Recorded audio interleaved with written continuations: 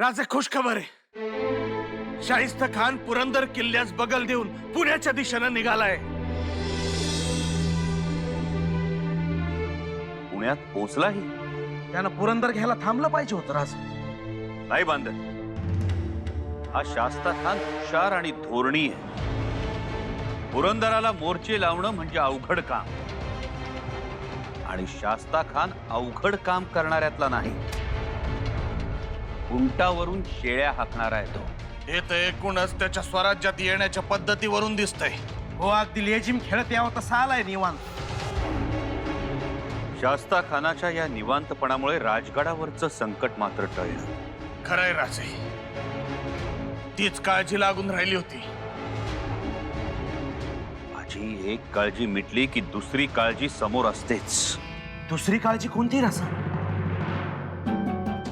आता शास्ता खान पुणे परगण्यास त्रास देणार, मावळ मुलखाला तकलीफ देणार, आपल्या रयतेचे हाल करणार, याचं वाईट वाटतं.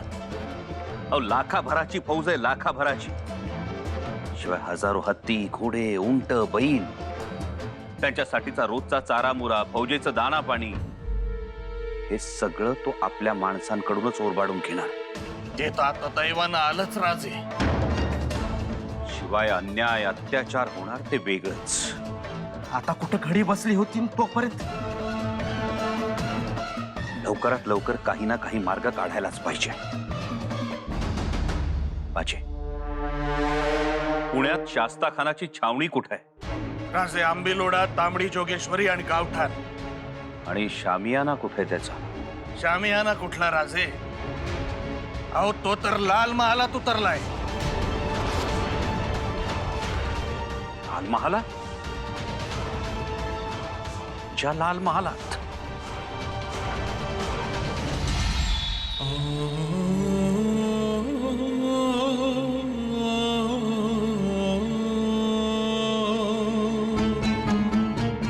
ये है लाल महल. जी नवाब साहब. नवाब साहब, हा महाल जिजाबाईंनी त्यांना पुण्यात राहण्यासाठी बनवून घेतला होता. अच्छा, उसने कभी सोचा भी नहीं होगा कि इस महल में अब हम रहेंगे, वरना बहुत बड़ा महल बनवा लेती. हुजूर, अगर आप कहे तो आपके रहने का इंतजाम कहीं और कर सकते हैं.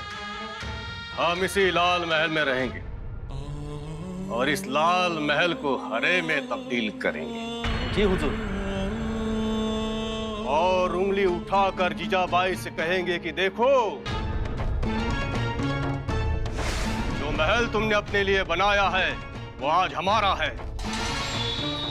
ठीक वैसे ही जैसे स्वराज तुमने अपने लिए बनाया अब हमारा होगा. हम यहाँ पे कुछ दिन गुजारेंगे. यहाँ से उंगली उठाना भी आसान होगा. जी हुजूर. मावल परगना के अंदर जितने भी गांव हैं, हम उसे अपनी उन उंगलियों से दबोच लेंगे. जी बिल्कुल. तुमने क्या कहा था कि जीजाबाई यहाँ रहती थी? जी, सुरुवातीची काही वर्ष. मतलब वो यहाँ भगवान की पूजा भी करती होंगी. जी. तो देवघर और मंदिर भी होगा अंदर. जी. बहुत खूब. जिस जगह उसने मंदिर की घंटी बजाई वहां हम गाना बजाएंगे, घुंघरू की झंकार सुनेंगे. अहो, खानाला दुसरं काय येते? स्वतः अय्याशी करायची, हाताखाली आहेत मातब्बर सरदार, त्यांना हुकूम सोडायचे, आणि आपण मात्र बसायचं गंमत बघत. नाही, ते समजासनी ठाऊक आहे हो, पण एक बरं झालं, तुर्तास संकट तरी टळलं. अहो, टळलं, पण तो आता तिथं बसून मावळा त्रास देणार. म्हणजे तो पुण्यात तळ ठोकणार. हो, त्यानं तळ ठोकलाय पुण्यात.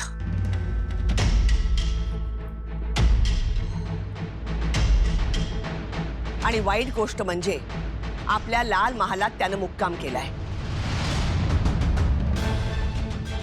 भाऊसाहेब, अहो हे म्हणजे देवाऱ्यावर सर्प येऊन बसावा तसं झालं की हो. सर्प नाही, झरीला सर्प, काळ सर्प असतो. हो, पण यातून एक गोष्ट चांगली झाली, ती म्हणजे आता आपल्याला पन्हाळ्यावरती लक्ष केंद्रित करता येईल. हो, परंतु त्या अगोदर स्वराज्यात शाहिस्त खानाने जी वाताहत केली, ज्या लोकांस उपसर्ग पोचला, त्यांची विचारपूस करा. त्यांच्या नुकसानाची यादी आमच्या समोर ठेवा. त्यांना धीर द्या. म्हणावं हेही संकट दूर होईल. तुम्ही हिम्मत सोडू नका. आऊसाहेब आधीच निरोप पाठवलेत आणि कोणत्याही परिस्थितीत रयत हिंमत सोडणार नाही याची खात्री तुम्ही बाळगा. साहेब रयत हिम्मत सोडणार नाही, कारण त्यांचा राजाच हिम्मतबाज आहे. मोरोपंत, काही खबर? आऊसाहेब बहिर्जींचा निरोप आला होता. राजांनी मोठ्या चलाखीनं वेड्यामध्ये आपले मावळे बाजार बुडगे म्हणून घुसवले.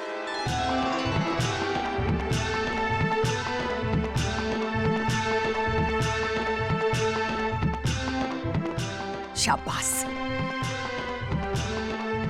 सिद्धीला संशय? बिलकुल नाही. बाजी घोरपडे, केदारजी, फाजल खान यांच्या सैन्यात आपले मावळे काम करू लागले.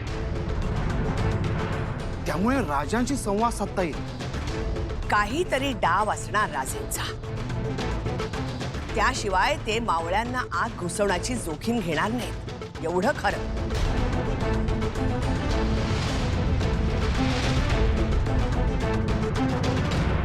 हम यहाँ आए हैं, ये खबर 12 मावल और पूना तक फैला दो. हुजूर, शेर जब शिकार के लिए निकलता है तो बताने की जरूरत नहीं पड़ती. सारा जंगल उसकी एक दहाड़ से पल भर में जान जाता है कि मौत घूम रही है. आप लाखों की सेना लेकर पूना आए, ये खबर तो पहाड़ियों में अब तक गूंज उठी होगी. तो जान की भीख मांगने अब तक कोई आया क्यों नहीं? यही तो सन्नाटा है. जैसे जैसे दिमाग काम करने लगेगा वैसे. हुजूर, वतनदार मनसबदार आले आहेत, बाहर खड़े हैं, आपसे इजाजत चाहते हैं. वाह, सुभान अल्लाह. इजाजत है, भेज दो अंदर.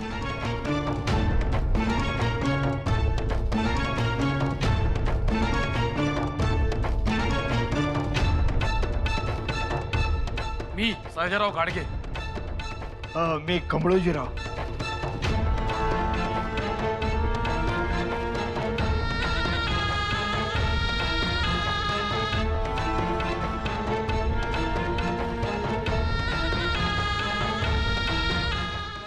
हुजूर, ही मानापानाची मंडळी आपणाविषयी फक्त ऐकून होती, आज भेटायला आली आहेत. ही मंडळी कायम तुमच्या सोबतच राहतील. वय वय, आम्ही लढू पण तुमच्या बाजूने. वय आम्हाला भी तुमच्याच पोहोचत घ्या, आमच्या माणसासकट. ये तो गद्दारी होगी सिवा के साथ. होऊ दे, पर मूळचे आम्ही तुमचेच.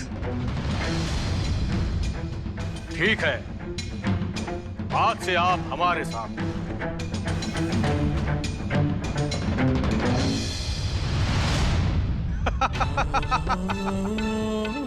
हम उंगली उठाने से पहले ही लोग हमारी उंगली पकड़ने खुद ब खुद आ रहे हैं. अच्छा है, इन फितरों की आग में तेल डालो और भड़कने दो इसे.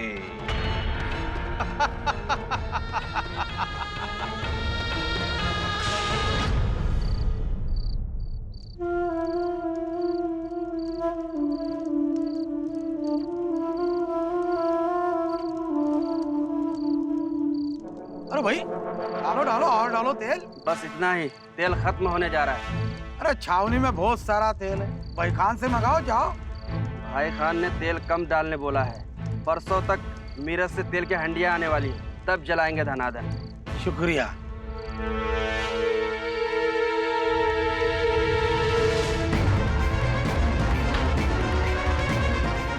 मीरज.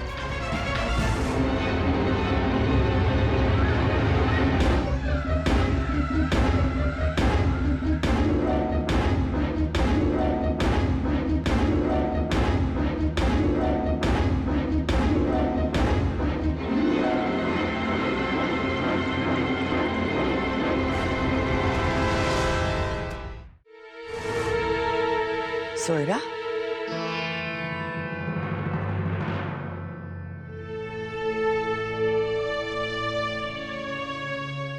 आऊसाहेब तुम्ही अजून जाग्या?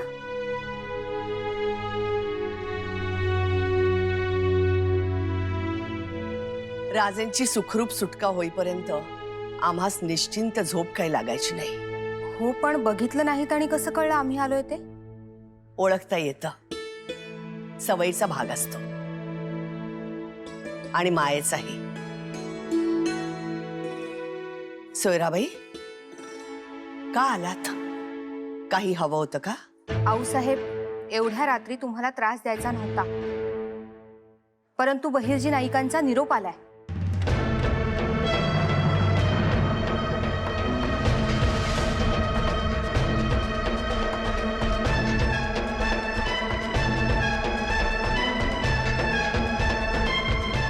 सिद्धीच्या छावणीतलं तेल संपत आलं आहे, म्हणून सिद्धीनं एक तुकडी तेल आणण्यासाठी मिरजेस पाठवली आहे.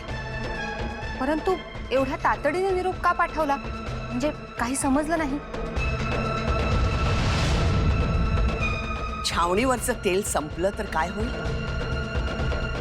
छावणीत अंधार होईल. आणि अंधार झाला तर राजेंना वेढा फोडता येईल.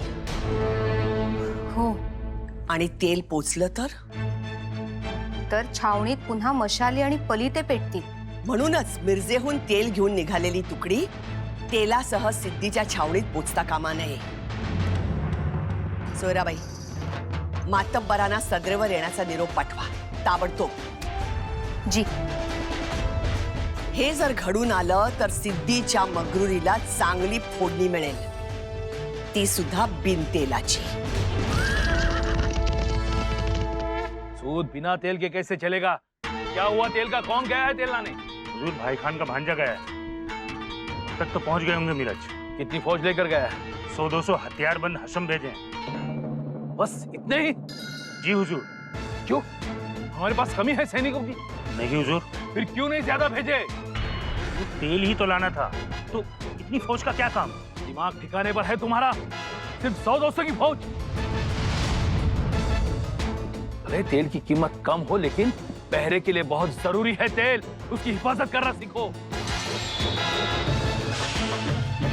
सिवा के सरदारों में से कोई, जैसे मोरोपंत, तानाजी, नेतोजी, किसी ने हमला कर दिया तो उन्हें पता कैसे चलेगा हुजूर? शैतान है वो लोग. उड़ती हवा से खबरें पहुंचती है उन तक. तुम एक काम करो, 1000-2000 की फौज लेके जाओ. अभी क्या अभी? अभी?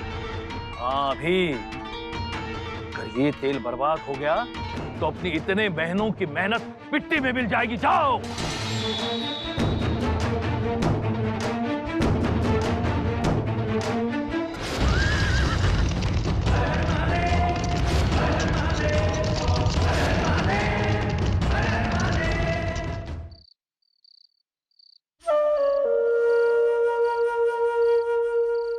खान, हुजूर आप?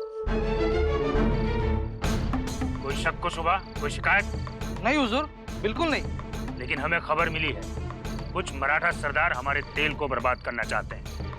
फौरन इन बुधेलों को फौज से घेर लो. हमें इसकी हिफाजत करनी है.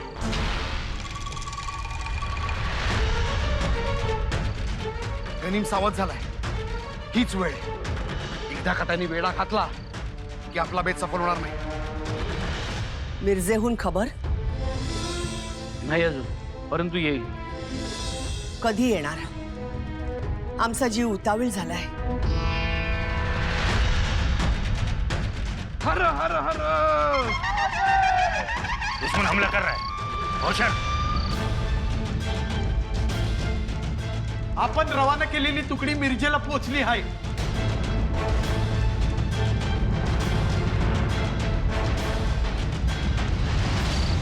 हर हर हर. हमें तेल बचाना है.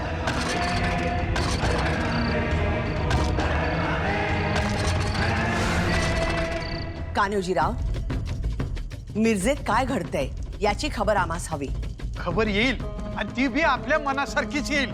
आऊसाहेब, तेच आम्ही सांगतोय. शिवाय मोरोपंत आहेत ना तुकडी बरोबर. परंतु पुन्हा अशी संधी मिळत नाही. म्हणून आमचा जीव तुटतोय. वय आवश्यक.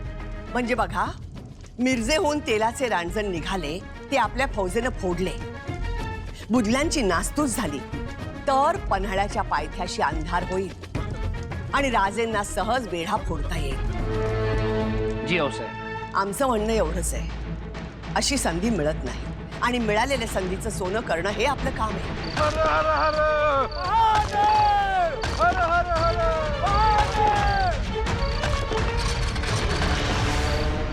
खरं सांगू का आऊसाहेब? अहो नाही म्हणजे ज्या चपळाईने मोरपंत आणि सरदार लोणकर गेलेत ना, अहो माझी तर खात्री आहे त्यांनी रांजणांच्या ठिकऱ्या उडवल्या असतील आणि बुधल्यांचा भुगा केला असेल. तसंच व्हावं.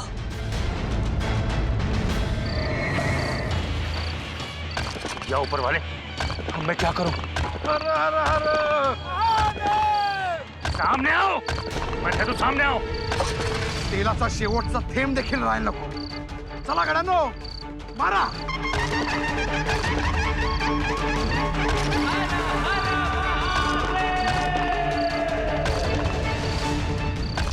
शाबास माझ्या वाघांनो. आलेच पुढे तर अंगावर घ्यायला मागे मावळेत. घाबरू नका, फक्त बाजूला व्हायचं, पण दगडाचा मारा सुरूच ठेवायचा.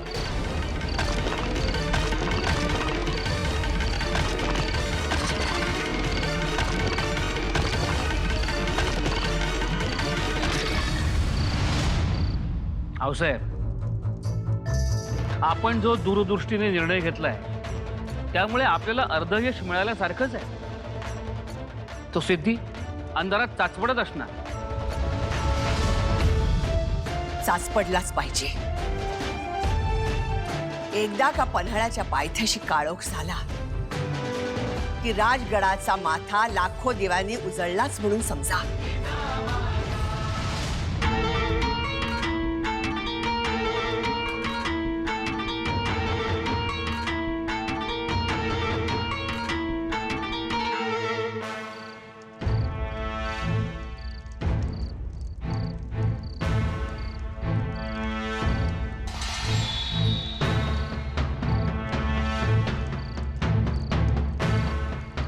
खत्म, तेल खत्म, रोशनी खत्म.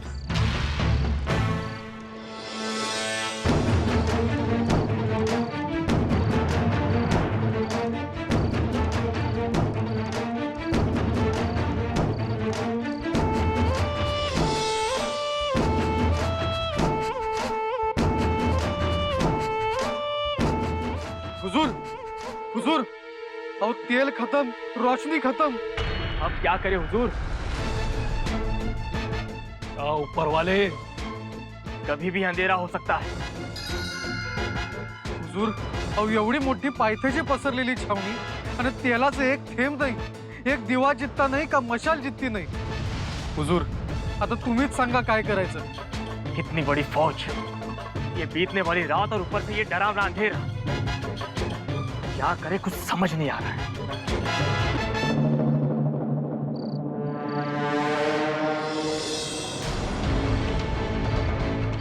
बघितलं, बाजी बांधल बघा.